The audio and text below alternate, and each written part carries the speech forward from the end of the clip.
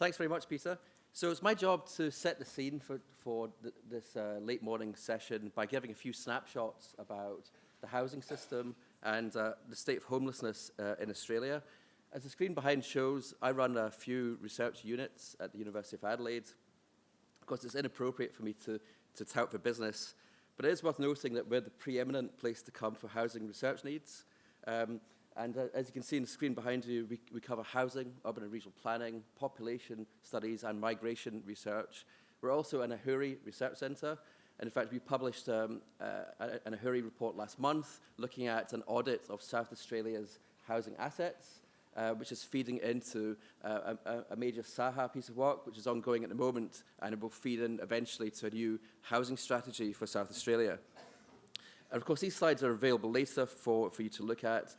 And what I'm trying to do is just cherry pick from a few recent reports some interesting statistics, which might be of interest. So I want to look at housing cost trends in Australia and cherry pick some tables and graphs from a couple of very interesting recent reports. Obviously, the census reported in 2016. It's a few years old now. It's 3 years old. And that's the main source of homelessness statistics nationally. Luckily, there's been a couple of extra reports. So last year, the Homelessness Monitor was published for the first time in Australia, and it reflects a very important piece of work that's done every year in the UK. It's a compendium of statistics on homelessness, and so it's a fantastic resource to look at if you've got some time later.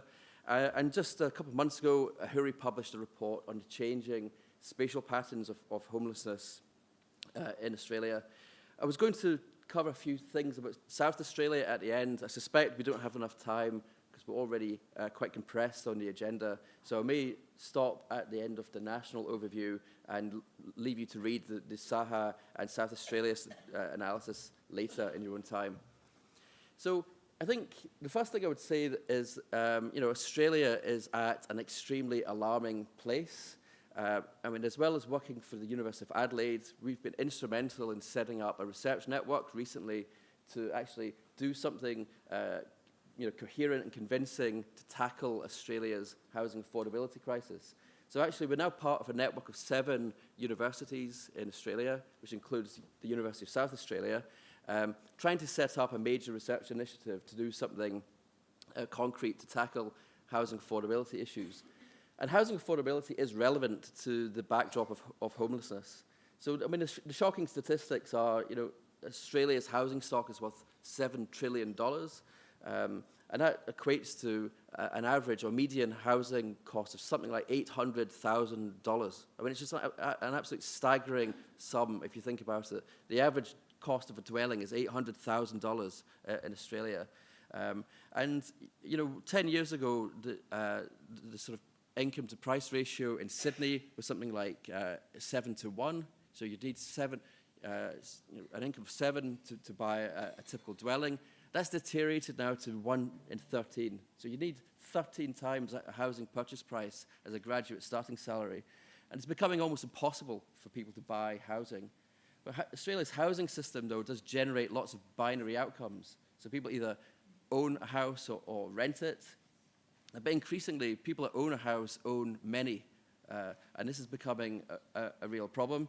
Looking at the change between the 2011 and 2016 censuses, for example, there was an increase of 100,000 in terms of vacant homes. So Australia's got 22 million people. It's got 1 million houses lying empty. 1 million. It's incredible, absolutely staggering statistic. And the increase in that vacancy rate was 100,000. So there's 116,000 homeless people in Australia. Just the increase in 5 years in vacant dwellings is 101,000. So all of these dwellings are lying vacant. There's actually more than enough housing in Australia to make sure that no one's homeless if it was actually allocated in a different way. But of course, this takes us into the realm of politics, which an economist would never get into. And this kind of argument makes politicians very, very nervous indeed, because the housing system in Australia does create a lot of winners. If you've got a good income, got some wealth, it's likely you're going to own a house and maybe a couple of others. And there's a lot of people who are heavily invested in a housing system, and politicians are nervous about tackling that issue.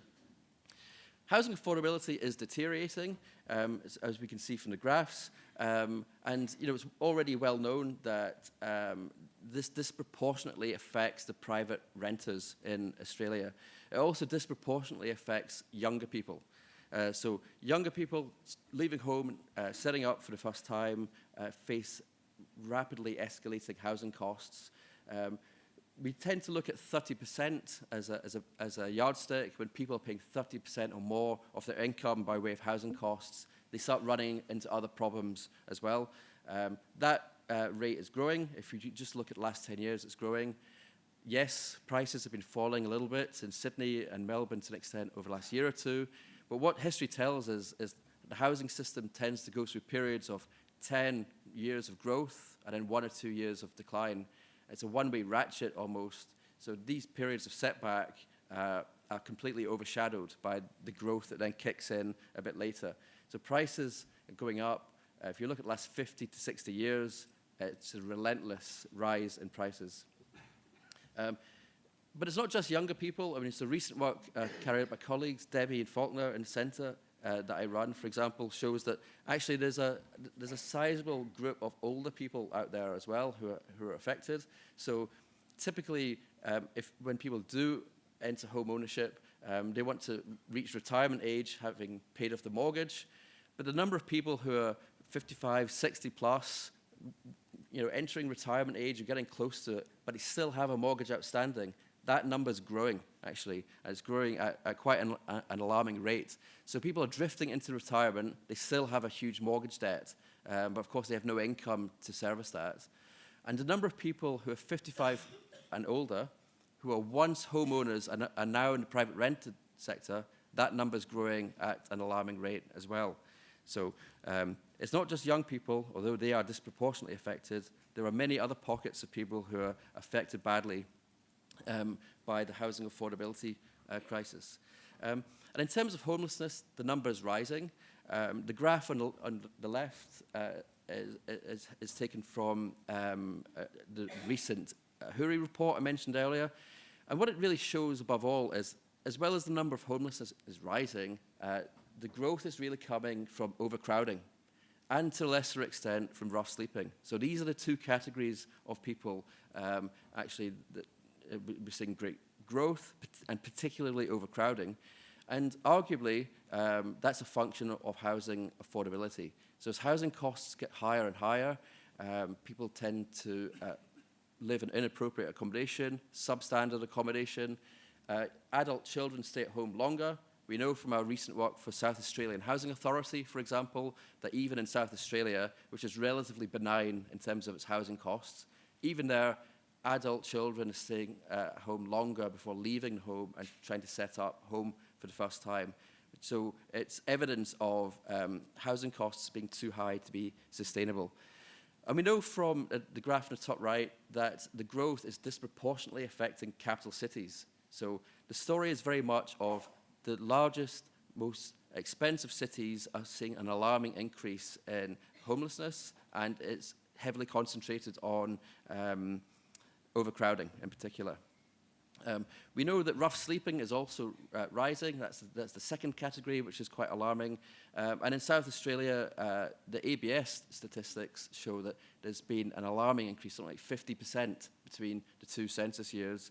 The graph on the right-hand side is from the Australian Institute for Health and Welfare. It shows that the other categories of homelessness actually aren't rising at anything like the same rate in South Australia. So there is some growth, but the growth is disproportionately in overcrowding and rough sleeping. And I think that I'm barely a quarter way through my presentation, but we're at 10 minutes. I think that's quite a poignant statistic on which to end. Thank you.